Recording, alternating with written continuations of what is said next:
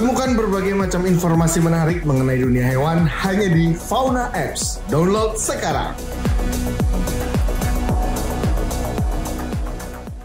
Selamat siang Bapak. Selamat siang, Terima Mbak. kasih Fauna sudah diundang ke sini. Udah boleh sih Pak, udah boleh main ke sini, bertemu langsung dengan Bapak.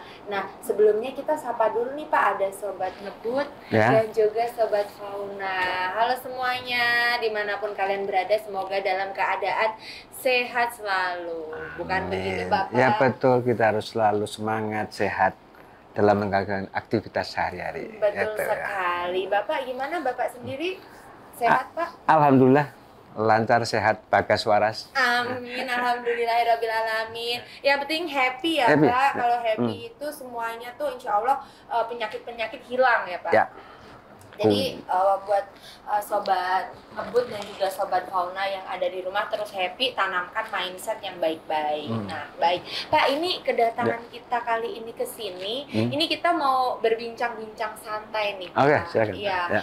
Kan kebetulan saya itu dari Fauna, kita platform untuk para pecinta binatang Pak.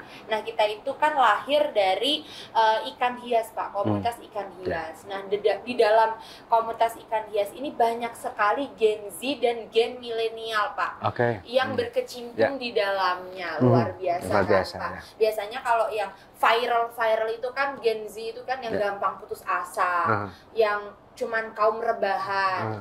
Gitu kan Pak. Nah sekarang kita mau mengangkat nih temanya itu adalah perbedaan generasi yang tetap selaras jadi satu. Begitu ya Pak ya.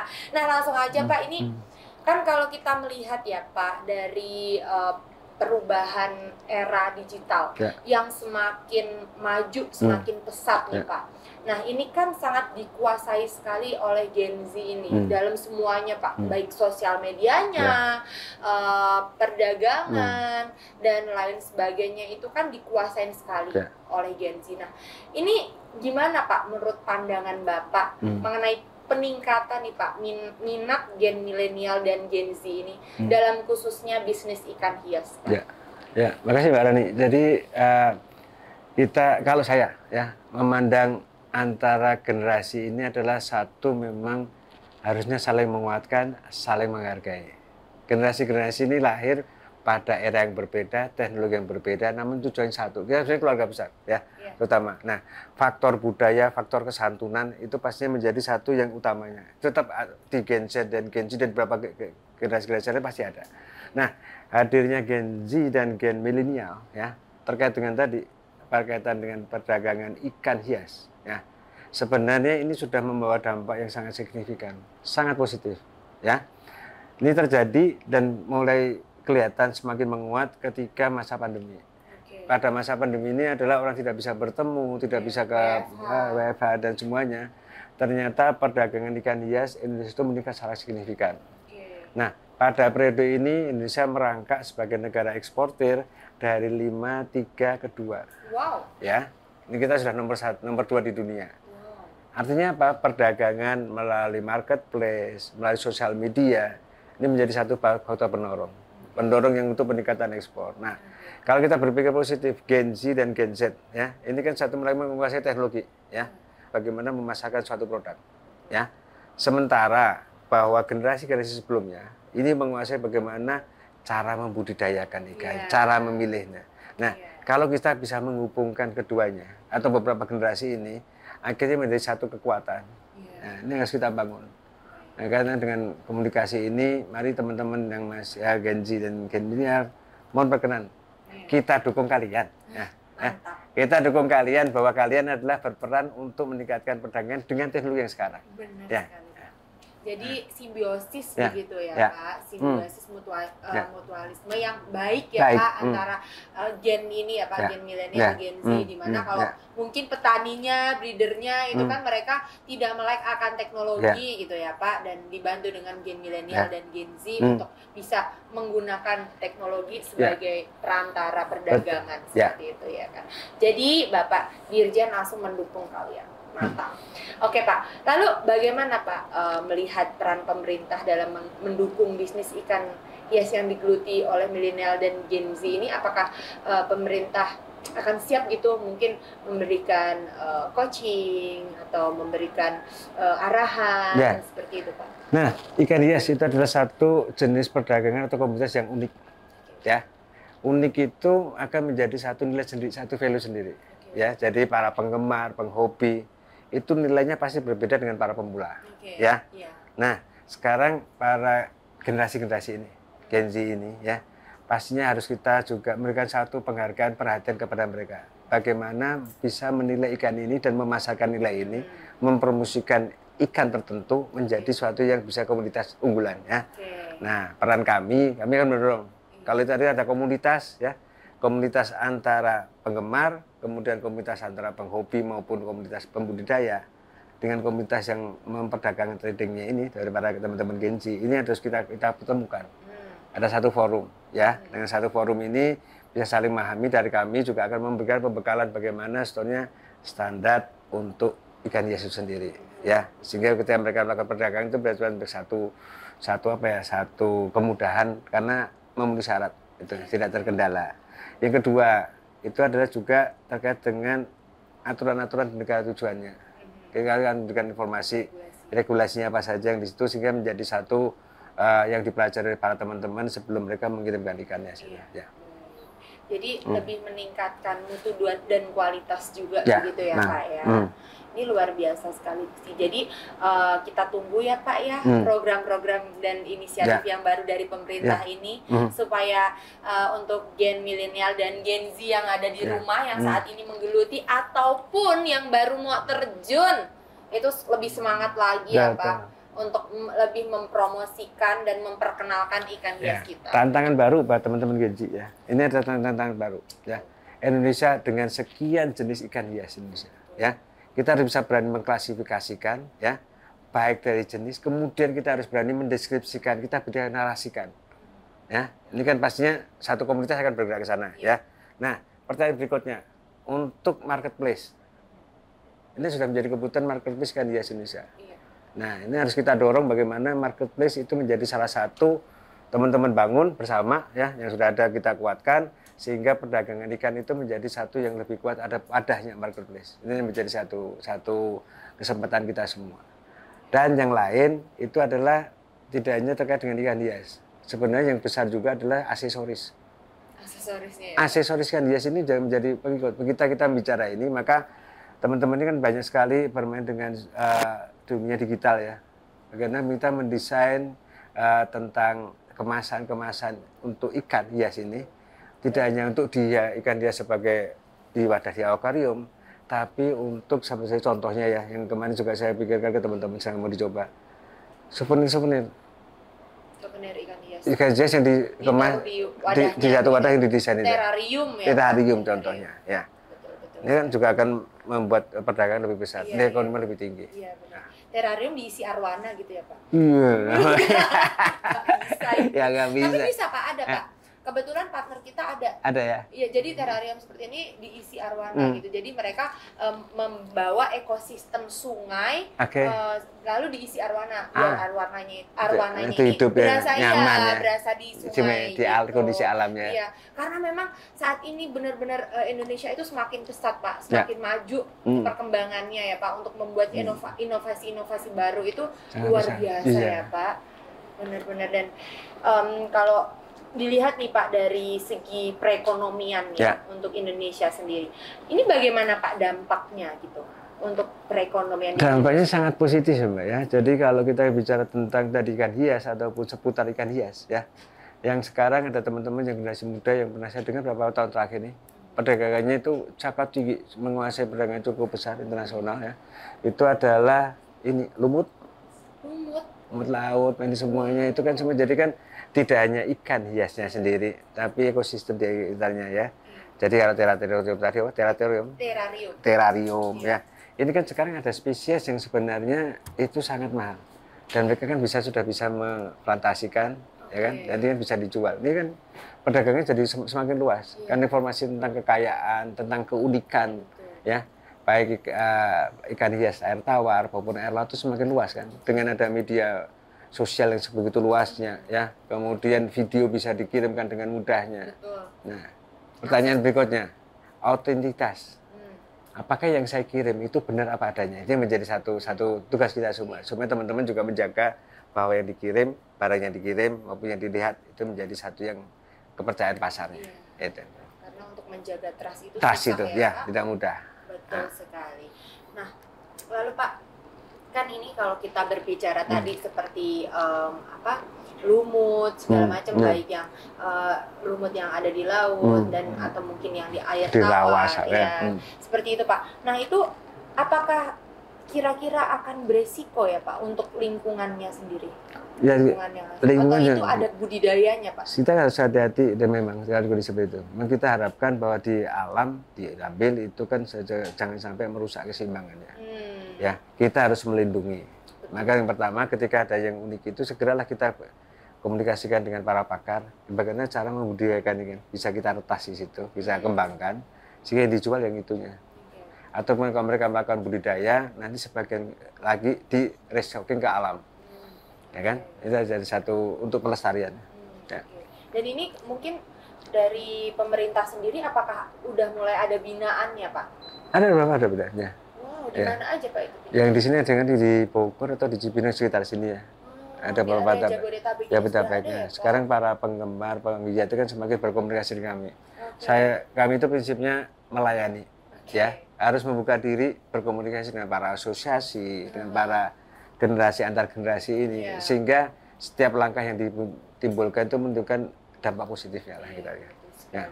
Yang pasti tujuan kita satu ya Pak, untuk Indonesia yang lebih berkembang dan maju. Bawalah Genji menjadi salah satu generasi yang membawa Indonesia semakin maju. Dia harus bisik-bisik biar sampai ke hati para Gen Z, bener ya Pak ya. Nah, lalu Pak, harapannya nih kira-kira ya Bapak melihat semua yang tadi kita sudah bicarakan gitu ya Pak. Harapannya ini di masa depan, in the future gitu kan. Itu seperti apa Pak yang diharapkan untuk para pelaku bisnis khususnya Gen milenial dan Gen Z? Pelaku Gen Z dan Gen milenial ya untuk bisnis ikannya. Yang kami harapkan, kuatkan peran kalian, kelebihan kalian. Kami menghargai kelebihan kalian sebagai salah satu untuk mendobrak pasar dunia. Mantap. Ini di-cut, masuk sosial media viral langsung semangat semuanya Gen Z besok ya Pak. Amin. Ya karena kan memang untuk Gen Z ini kan terkadang perlu dikuatkan ya Pak, perlu pendampingan, perlu penguatan. Jadi sosok seperti Bapak ini sangat diperlukan. Dan harus kita challenge bahwa kalian tuh punya kekuatan. Kalian menghasilkan sesuatu bukan untuk kalian, tapi untuk masyarakat banyak. Ya kan? Yang di ujung sungai sana tidak bisa waktu itu ikan yang dibeli tidak ada harganya. Ketika itu masuk ke medsos, mereka pasarkan. Jadilah itu barang. Berbeda harganya ya. Berbeda harganya, mereka akan mendapatkan uang untuk pendidikan anak mereka di kampungnya.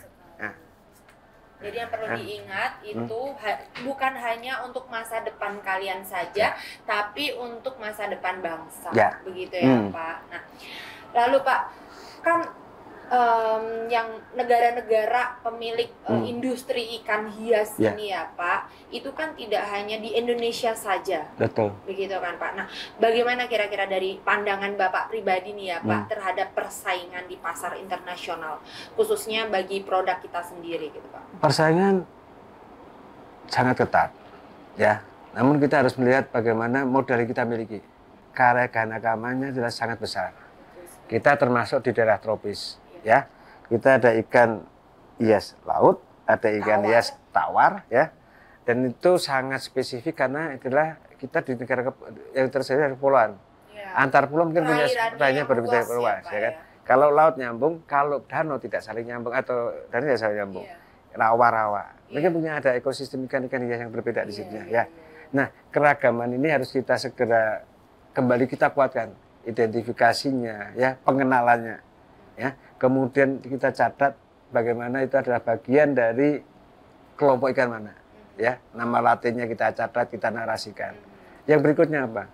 Kita harus lakukan indikasi geografis, perlindungan terhadap bahwa itu keasliannya dari daerah tersebut dan dari Indonesia. Ketika indikasi geografis sudah diakui, maka nilainya akan naik. Karena mereka mempunyai identity ya. Identitinya. Nah, sekarang kita bisa jaga ikan cupang. Ya. Ikan cupang asli di mana? Indonesia. Indonesia. Di mana? KS Tubun. Di sana apa? Di sini, di Slipi. Di Slipi. Ada bapak ngasih di situ, kemudian dikembangkan di situ. Dulu kan ikan cupang itu dari ikan adu, ya.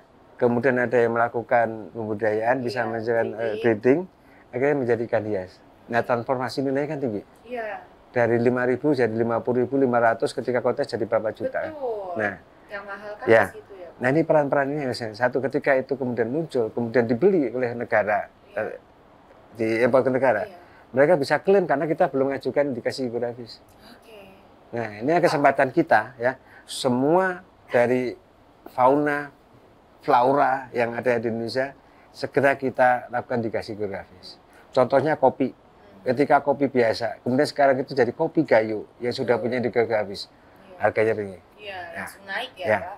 Betul. Itu hanya menaikkan harga tapi perlindungan terhadap aset kita. Baik. Nah, itu kayak mungkin seperti arwana itu juga itu kan identitinya Indonesia ya Pak, itu kepunyaan Indonesia ya Pak. Di arwana kita kebetulan bukan baru sedang melakukan upaya untuk segera mendaftarkan indikasi geografis. Oh, baik. Ya, karena ini adalah ikan siliuk ya, siliuk ya bahasa Siliuk sungai kan? Ya. Terluk apa ya? Siliuk ya, di nama aslinya di Kalimantan sana. Di Kalimantan, ya. Pontianak. Pontianak. Nah, ini kan memang spesifik di sana. Nah, sekarang kita daftarkan bahwa ini ada ikan arwana dari daerah tersebut. Iya. Oh, dari daerah tersebut, daerahnya ya Pak yang dicantumin. Iya, dari ekosistem daerah itu. Ya. Mengangkat pariwisatanya juga ya. Iya, Pak. jadi integrasi adalah keaslian, perlindungan terhadap sumber daya yang asli di situ juga menjadi nanti atraksi wisata baru. Iya, membuka ini. Daerah aslinya seperti apa, ya kan? Wisata, betul, Pak. Nah, kan dari tadi kan kita sudah berbicara mengenai apa yang terjadi di Indonesia ya Pak khususnya.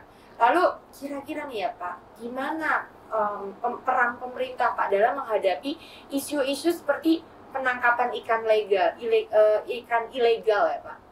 Yang misalnya kalau air laut ya Pak, misalnya ditangkap secara ilegal lalu diperjualbelikan seperti itu. Nah itu apakah pengaruhnya? Kalau dari kami, dari pemerintah ya, itu berusaha satu menguatkan tata kelola, ya.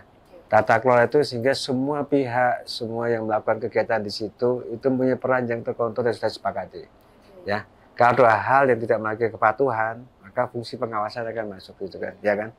Nah, tata kelola untuk menghindari itu maka tata kelola ini tidak hanya menyangkut masalah cara menangkapnya, di mana menangkapnya, ya kan? Juga cara mentransportasikan dan semuanya. Nah, itu adalah bagian dari penguatan di pemerintah, terutama di Kementerian Kelautan dan Perikanan, ada Direktur Jenderal Pengawasan. Itu yang melakukan itu. Jadi kita selalu dampingi, kita selalu sadarkan kepada masyarakat apabila melakukan kegiatan yang tidak sesuai dengan aturan itu juga membahayakan dirinya sendiri dan akan menurunkan harga itu sendiri. Ya, itu sih itu. Berarti ada program khusus atau upaya-upaya pemerintah? Upaya pemerintah banyak. Jadi satu edukasi kepada masyarakat yang sisinya adalah pendekatan, ya. Kemudian juga kerjasama antar lembaga dan penguatan instrumen-instrumen pengawasan di Indonesia ini, sampai menggunakan teknologi tinggi, sampai teknologi satelit dan semuanya, ya. Itu menjadi penting. Nah, contohnya ketika kembalikan hias, kan ada chipnya. Jadi arwana sudah ada chip. Satu keasliannya juga untuk menelusuri sebetulnya lahirnya di mana nih, ya kan? Kalau ada yang ilegal, maka yang tidak ada itu kan harganya kan beda. Iya. Akhirnya. Branding ya. Branding sebetulnya, ya.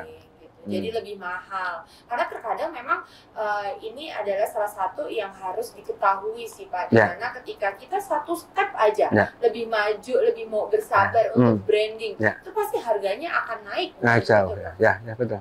Itu kan pasti perbedaannya signifikan. Upaya kami juga, ini juga bukan Mbak Rani di Fauna. Ya, yang kita lakukan apa sebenarnya? Setiap hari, setiap saat itu melakukan promosi dan branding, ya. Jadi dari tugas kita masing-masing, ya. Sisi lain ada agenda-agenda untuk melakukan membantu pemasaran itu. Itu adalah pameran internasional expo. Agenda-agenda itu baik untuk perikanan, hias maupun konsumsi kami lakukan. Ya.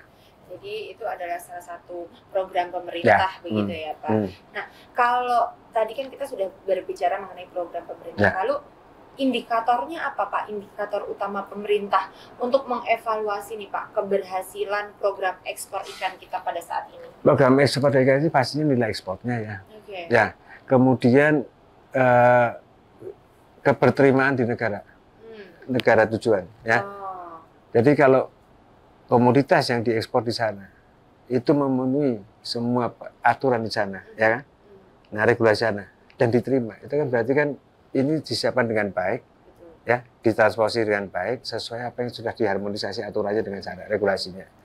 Nah, kalau keberterimaannya itu ternyata ada yang dikembalikan, nah ini merupakan satu yang kita evaluasi. Kalau bisa itu adalah tidak ada penolakan.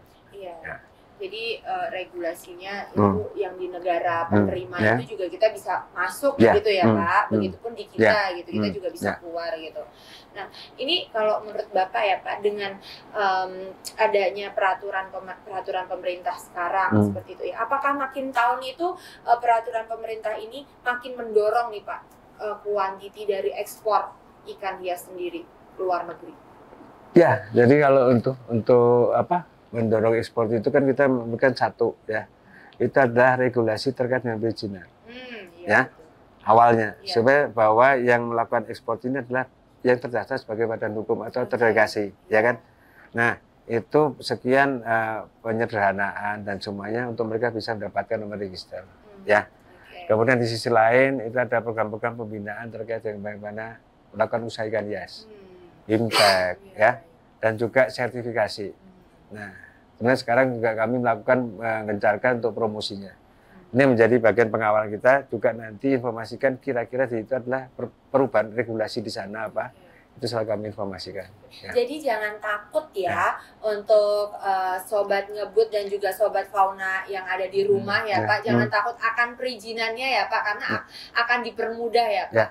Kalau perlu ada masalah, kontak kami ya. Mantap. Ya. Nanti ada bagian dari perizinan yang akan memberikan penjelasan ke teman-teman, karena kami adalah pelayan publik, kegiatan ekonomi adalah di kalian, yang akan menghasilkan devisa adalah kalian, kami melayani, sehingga ini menjadi bagian sinkronisasi yang harus kita kerjakan bersama. Viral langsung.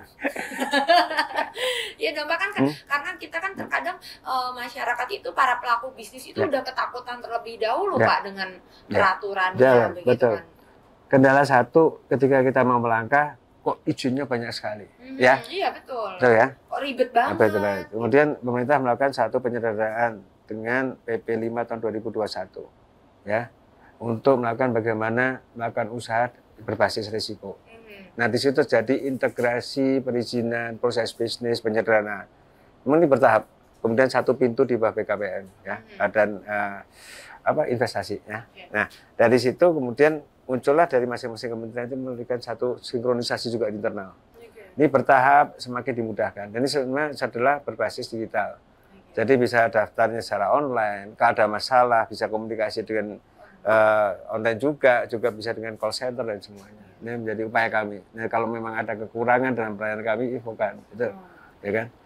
Ya jadi sobat ngebut, sobat fauna, nggak usah takut ya, semua itu akan dipermudah karena kita udah makin mudah ya Pak untuk komunikasinya itu udah nggak usah perlu takut lagi, langsung aja apa yang ditanyakan bisa langsung ditanyakan. Nah Pak, lalu kalau kita kan tadi sudah berbicara mengenai bagaimana mereka untuk sebagai pelaku bisnis itu bagaimana gitu. Nah sekarang kalau pemerintah Pak, pemerintah ini gimana sih Pak? Pemerintah ini melakukan perluasan jaringan di pasar internasional, khususnya untuk mempromosikan produk kita, baik yang pangan maupun yang hias, begitu Pak. Sebenarnya program kami yang kami lakukan ya, satu meningkatkan komunikasi antar eksportir, kita punya bisnis forum yang kita selalu bangun dengan mereka, dan melalui jaringan atas perdagangan, melakukan promosi. Jadi ini semua lini, kan kadang juga adalah komunikasi dengan mahasiswa yang sedang sekolah di sana. Para diaspora ini, ya, kalau ada acara teman-teman diaspora yang kita ajak, itu kan menjadi satu perluasan, tidak hanya di ruang pamer, tapi juga di kampus bisa jadi satu bahan untuk pembicaraan dan semuanya. Ya. Jadi dari obrolan ya Pak ya. Ya. Sebenarnya hal-hal seperti ini kadang yang tidak sampai gitu ya Pak ke masyarakat, bahwa hal-hal simpel yang mudah kayak gini tuh akan berdampak yang cukup luas, sangat luas, sangat luas. Dan itu langsung end to end ya Pak. Ini sangat efektif sebenarnya kalau kita tingkatkan satu komunikasi ya, dan juga tadi trust dan branding, itu ada tiga-tiga bisa kita kombinasikan dengan baik. Insya bahwa produk Indonesia akan semakin laku di pasar internasional. Luar biasa, karena kita itu butuh pelaku bisnis yang smart ya Pak, yang pandangannya ke depan ya Pak, nggak hanya stuck ada di situ aja, nggak langsung puas sampai situ aja, begitu kan Pak? Ya, setuju. Baik, lalu Pak, kan Indonesia ini tuh seperti arwana, koi, itu kan udah jadi selebritinya tuh Pak di sana, gitu kan. Bagaimana nih Pak upaya pemerintah untuk mempertahankan nih Pak agar tidak ada sampai kebocoran bisa diproduksi di negara luar? Iya, jadi bahwa tidak bisa diproduksi mungkin karena masalah genetik ini ya. Tapi pastinya masalah tantangan itu sendiri ya. Tapi ketika kita mendaftarkan bahwa itu adalah indikasi geografisnya di Indonesia, itu ada satu brand yang sebenarnya menjadi satu kunci ya. Yang pertama ya, ini menjadi bahwa satu kita registrasi, kemudian kita bisa meyakinkan adalah keaslian Indonesia ya dengan sertifikasi yang ada. Juga kita harus berani branding dan promosi bahwa itu ada produk kita ya. Kalau untuk pembatasan mungkin jenisnya gitu, maksudnya betina atau itu ada pemikiran ya, pemikiran ketika ya ada kontes internasional ya, ikan yang akan ikut kontes itu di istilahnya dia apa? Dimandulin dulu. Ya, dimandulin dulu. Nah, apakah itu menjadi satu solusi sedang dibahas di beberapa kepakaran dan kelompok ya. Jadi dimandulin dulu, jadi kita berangkat sana sih sudah bisa menghasilkan generasi barunya. Ya. Jadi kita jaga induknya ya Pak, kita jaga telurnya gitu ya Pak. Ya semoga saja sih dengan upaya-upaya ini berjalan kita bisa mempertahankan apa yang menjadi aset kita ya Pak ya. Lalu kira-kira nih Pak, selain yang tadi ya yang kita udah upaya-upaya, mungkin ada nggak sih Pak rencananya dari pemerintah ini untuk membuat suatu agenda atau mungkin membuat pameran di luar negeri gitu khusus untuk perikanan atau produk laut Indonesia? Ya, kalau untuk perikanan untuk Expo internasional ya, kami setiap tahun minimal ada 2 tempat yang menjadi di negara tetangga tuh Pak. Di Eropa satu, di Barcelona, satunya di Amerika ya. Itu adalah untuk pameran ikan konsumsi. Ya. Nah, untuk ikan hias atau peliharaan, kami dulu ikut punya intersu di Jerman ya, salah satunya itu ya. Nah, itu untuk mengenalkan. Nah, sekarang ini agak dengan kondisi ekonomi yang belum kembali ya, stabil lagi. Nah, itu intersunya belum. Tapi di Barcelona sama Boston itu tiap tahun kembali. Oh, tiap tahun masih ada. Ya, itu melibatkan semua pelaku usaha kita kurasi ya. Kita informasikan bahwa kami menjadikan sekian stand ya. Nah, siapa yang mau ikut syaratnya ini semuanya kami kurasi yang bisa ikut pameran tersebut. Jadi melakukan hasil seleksi. Dan dia teman-teman pelaku usaha ini mempunyai satu tugas di sana, mempromosikan produk yang terbaik, dan juga harus melakukan satu komunikasi yang baik. Ya, untuk memasarkan produknya sehingga berapa sih potensi transaksi yang akan didapatkan ketika kembali dari sana. Oh, jadi ini salah satu ajang bergengsi dan juga sebenarnya ini untuk promosi yang sangat bagus ya Pak untuk UMKM gitu. Nah, itu UMKM-nya itu bebas atau binaan-binaan tertentu Pak? UMKM yang ini adalah UMKM binaan ya, karena itu ada satu produk perikanan itu kan harus ada keamanan pangan ya kan, kemudian memenuhi syarat-syarat ini. Nah, kami dengan kondisi ini sangat berharap UMKM kami semakin berkembang. Maka di tahun 2024 ini kami bergerak UMKM naik kelas. Jadi kami kurasi, kami targetkan tahun 2024 ini 400 UMKM naik kelas. UMKM naik kelas dan UMKM goals. Ya, karena UMKM itu kan katanya nih Pak isunya nih UMKM-nya banyak tapi tidak mencetak tenaga kerja baru gitu. Itu gimana tuh Pak kalau seperti itu? Ya sebenarnya kalau kita bicara UMKM naik kelas ya, kita harus bicaranya bahwa ketika UMKM itu mikro ya, itu adalah satu dia sudah menampung tenaga kerja, baik si pemilik atau dia menginginkan tetangga atau saudaranya ya. dengan kemampuan mereka. Ketika dia menjadi dari mikro ke kecil, pasti harga nambah. Namun ikan tidak terregistrasi. Oh iya, benar sekali. Karena kan ini sekarang kemudian berubah lagi, bergeser lagi. Kalau UMKM itu adalah berusaha di bidang digital. Beda lagi, ya kan? Nah, penilaian ini dasar kita sesuaikan pencatatan, keterlibatan tenaga kerja ini menjadi satu sumber pencatatan harus kita sesuaikan. Berarti juga. Terkadang orang-orang yang berkomentar seperti itu kadang-kadang mereka yang menutup mata ya Pak, nggak mau melihat seperti ini ya Pak. Sebenarnya itu adalah sudah satu lowongan kerja yang sudah dibuka oleh satu gerakan yang paling kecil mikro, ya kan? Paling kecil dan paling mudah. Paling mudah. Kemudian ketika dia kecil itu pasti nambah, tapi kan tidak diregistrasi sebagai tenaga kerja. Membantu saudara, membantu teman dapat upahan gitu. Nah itu tuh yang buat suka komentar yang negatif-negatif terhadap program pemerintah ya Pak. Bener kan Pak? Ini penjelasannya ya Pak. Jadi ketika sudah menjadi perusahaan atau tingkat mikro, maka tingkat menengah, nah itu registrasi tenaga kerja harus ada. Asuransi tenaga kerja kepada tenaga kerja harus ada. Nah ini kan lebih tercatat. Ya. Jadi semuanya bergerak, udah ada lowongan kerja walaupun kecil. Ya. Udah membuka ruang kerja. Ya. Oke. Nah Pak, terus kalau dari pemerintah sendiri nih Pak, apakah pernah Pak melakukan seperti pengecekan gitu supaya memastikan nih ikan-ikan atau produk-produk baik yang hias maupun pangan yang akan dikirim ke luar negeri itu tetap prima gitu? Ya, jadi itu salah satu yang kami lakukan adalah monitoring terhadap hasil olahan. Pelaku usaha yang akan mengolah hasil perikanan itu harus memiliki syarat satu, memiliki sertifikat kelayakan pengolahan. Ya, sebelum itu dia akan memiliki dia harus terdaftar sebagai bidang usaha. Jadi tugas tim kami mengawal pemula untuk usaha ini itu untuk meregistrasi NIB macam-macam. Kami awal, kami daftarkan tim kami. Kemudian kami bimbing, kami dampingi hingga munculnya SKP, surat kelayakan pengolahan, ya. Ini gratis. Gratis, ya, Pak. Tidak berbayar. Ini nggak banyak yang tahu loh. Tidak berbayar. Jadi sertifikasi yang kami terbitkan itu tidak berbayar. Kami harus menstimulasi ekonomi harus berkembang. Ya. Peraturan atau perizinan atau sertifikat itu jangan jadikan kendala.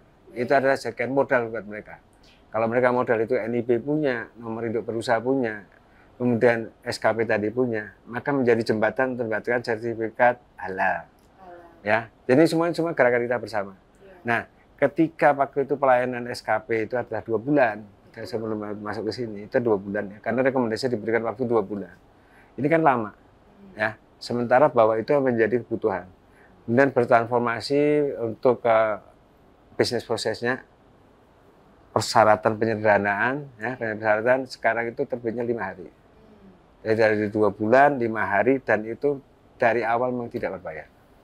Jadi ayo segera kita ya Pak ya, ayo segera kita, ini kan suatu yang baik ya Pak. Jadi untuk para pelaku usaha yang ada di rumah yang sedang melihat tayangan ini gratis. Dan mudah ya Pak. Mudah.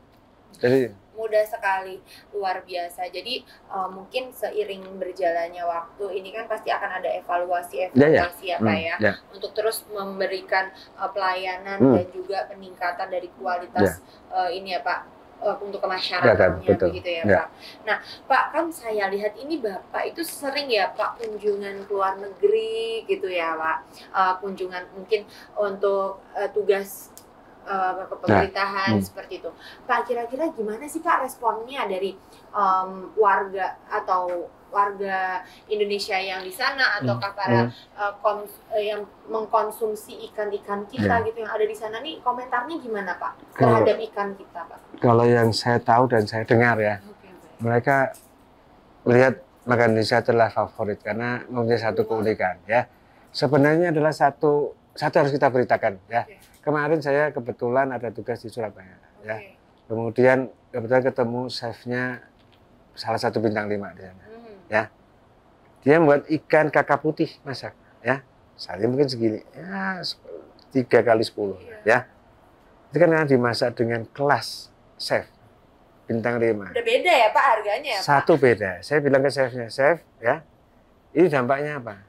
Satu, saya pasti ini harganya tidak murah, ya kan? Ini adalah masakan premium. Namun ini adalah membuka satu kesempatan bagi para nelayan di sana.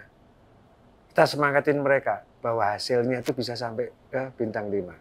Selama kita bisa cara menangkapnya baik, menyimpannya baik, ya kan? Sehingga ini jadi satu nilai tambah terus, ya kan? Nah, kalau sekarang perhotelan, catering di Indonesia, ya, itu melakukan masak dan semua menu-menu ikan, ya, berapa di sana akan berputar, ya, kalau dari konsumsi ya, ya. Kalau setiap kantor, ya, seperti yang saya diajari Mbak Rani, ada ikan hiasnya satu tiap ruangnya, ya kan? Iya, bener, ya, Pak. berapa ikan hias juga akan Yang laku ada di di dalam negeri, kantor ya kan? Pak, Jadi betul kantor ya. sekali. Nah, Iya. gerakan itu harus kita juga selain kita berpikir ekspor, pasar domestik harus kita garap. Iya. Dan pasar domestik bisa kita ciptakan bareng. Betul. Gitu. Ya, itu salah satunya yang datang kita. Dan pengolahan ikan juga luar biasa banyaknya ya Pak, Ya. yang bisa dibikin Ya. gitu Pak, mulai dari kepala, Macam, tulang, ya. sirip, Ya. semuanya bisa ya Bisa. Pak ya. Nah, itu kira-kira Bapak harapannya nih gimana nih Pak untuk para pelaku usaha yang sedang mengembangkan atau berinovasi dari khususnya untuk di dunia pangan deh Pak gitu. Ya. Jadi untuk para pelaku usaha hasil perikanan itu sama untuk konsumsi ya. Silahkan berinovasi ya. Gerakan makan bergizi adalah kesempatan besar. Betul Akan sekali. membuka pasar yang besar, ya kan? Untuk Indonesia cerdas, untuk Indonesia cerdas, ya, Pak. Indonesia maju, generasi emas akan diciptakan. Kita sekarang pada posisi kalau kita lihat dari asupan protein ya, masyarakat itu 62 per gram per kapita per hari. Ya, Indonesia tercatat di BPS, di ASEAN, di benchmarking kita bandingkan negara ASEAN, kita nomor berapa?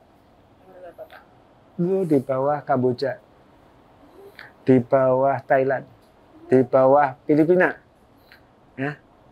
TGK kita sebagai bangsa besar ya. Iya. Vietnam itu 94,4 ya gram per kapita per hari ya. Padahal mereka lebih kecil ya Pak dari Ya, kita. tapi asupan itu kalau kita lihat ketika kita lihat SEA Games, mereka Indonesia awal-awal di luar umum, sekarang di luar umum mereka kan. Berarti ada satu peningkatan kekuatan generasi kan, ya kan? Ketangguhan generasi kan di situ. Cina itu 121 ya. Nah, sekarang bagaimana kita menghasilkan ikan, meningkatkan konsumsi ikan kepada masyarakat untuk meningkatkan protein masyarakat. Indonesia harus cerdas, Indonesia kuat dengan protein ikan. Betul. Nah, karena kan kita itu dari Sabang sampai Merauke ada semua ikan. itu ada semua ikan kan Pak. Tapi ya. ini melenceng ya Pak, melenceng sedikit. Iya. Tapi kenapa terkadang malah ada banyak kasus stunting Pak di sana? Status stunting itu yang penyebabnya banyak, ya kan? Ada tata pola asuh, kebersihan salinitas, dan asupan tata pola makan kan. Nah, ini satu. Kalau kita sekarang kecerdasan naik, ya kan, maka kebersihan mereka akan lebih peduli. Oh iya. Ya, kita harus berpikirnya secara komprehensif, tidak harus bertiga-tiganya bareng, ya kan. Tiga-tiganya kita garap bersama. Namun nanti adalah tampaknya satu kecerdasan akan membuat kebersihan naik. Ya kan, mereka kan lebih peduli terhadap lingkungan, ya kan. Pola asuh karena referensi dan semuanya pola asuh keluarga juga kan ikan. Iya. Nah. Jadi khususnya untuk para sobat ngebut dan juga sobat fauna mulai sekarang cintailah produk Indonesia, mulai makan ikan setiap hari. Betul nggak Pak? Karena kan dari beberapa riset kan katanya ikan lele itu ternyata luar biasa ya Pak. Luar biasa. Kemudian ikan kembung. Ikan kembung itu kandungan omeganya lebih tinggi daripada ikan salmon. Wow. Ya. Nggak usah mahal-mahal. Nggak usah mahal-mahal ya. Kalau kita konsumsi ikan ya, syaratnya satu kita tambah cerdas ya. Yang kedua akan menjerit ekonomi yang sangat besar. Betul. Ya. Perputarannya Pak. Perputarannya ya, bahwa untuk Indonesia itu jumlah kepala keluarganya berapa? 36 juta berapa? Ya. 36 juta. Sehari kita mengkonsumsi 1 bulan, mengeluarkan uang untuk belanja ikan, ya. Berapa yang dijerit? Udah gede banget. Ya, terima triliun. Kami saya waktu itu di Aceh itu jumlah kepala rumah tangganya itu 5,5 juta. Ya, kemudian satu keluarga membelanjakan untuk konsumsi keluarganya 150.000 per bulan. Maka 2,57 T per tahun itu berputar. Perputarannya luar biasa sekali besarnya ya Pak ya. Itu kalau misalnya pada masih sombong-sombong makan tuna, makan salmon, saya makan ikan kembung gitu. Tuna produk Indonesia, salmon itu lagi impor, ya kan? Nah, tapi kalau kita cinta lebih lagi, itu tidak harus yang selalu mahal. Kembung ya, yang 1 kilo itulah 20.000. Yang di Padang itu loh. Ya, 1 kilo ya. Protein itu akan kita asumsi dan kandungan omega 3 itu lebih daripada salmon. Itu udah deh. Mulai sekarang kita makan kembung untuk Indonesia cerdas ya Pak. Makan patin dia ta, patinnya ini. Ini promosi Pak kalau patin. Tapi artinya kita cintai produk Indonesia, kita promosikan Indonesia, kita olah itu menjadi kesejahteraan masyarakat kita. Itu yang penting. Pada intinya kan kita untuk Indonesia yang lebih baik lagi. Betul. Gitu ya Pak. Luar biasa sekali sih Pak, hari ini saya dapat pembelajaran yang luar biasa, yang banyak. Semoga apa yang kita sudah obrolkan ini tadi akan membuka mindset para sobat ngebut dan juga sobat fauna yang ada di rumah. Nah kira-kira Pak, satu lagi ini ininya Pak, kesan-pesannya atau pesannya deh Pak untuk sobat ngebut, sobat fauna yang ada di rumah untuk agar mereka tetap semangat menjalankan bisnisnya, terutama yang ada di dunia dunia ikan hias. Jadi teman-teman yang menyaksikan acara ini ya atau diskusi ini, satu peluang itu ada, galilah peluang ya. Setiap generasi mempunyai kekuatan ya, kekuatan antar generasi menjadi kekuatan bangsa. Wow. Nah itu intinya ya Pak ya. Semakin kita kompak, semakin kita kokoh, semakin kita kuat ya Pak. Luar biasa Bapak, terima kasih sekali waktunya. Semoga Bapak sehat selalu. Amin. Sehingga makin membawa Indonesia ini makin sukses, makin maju. Pak, luar biasa sekali. Terima kasih Pak. Temukan berbagai macam informasi menarik mengenai dunia hewan hanya di Fauna Apps. Download sekarang.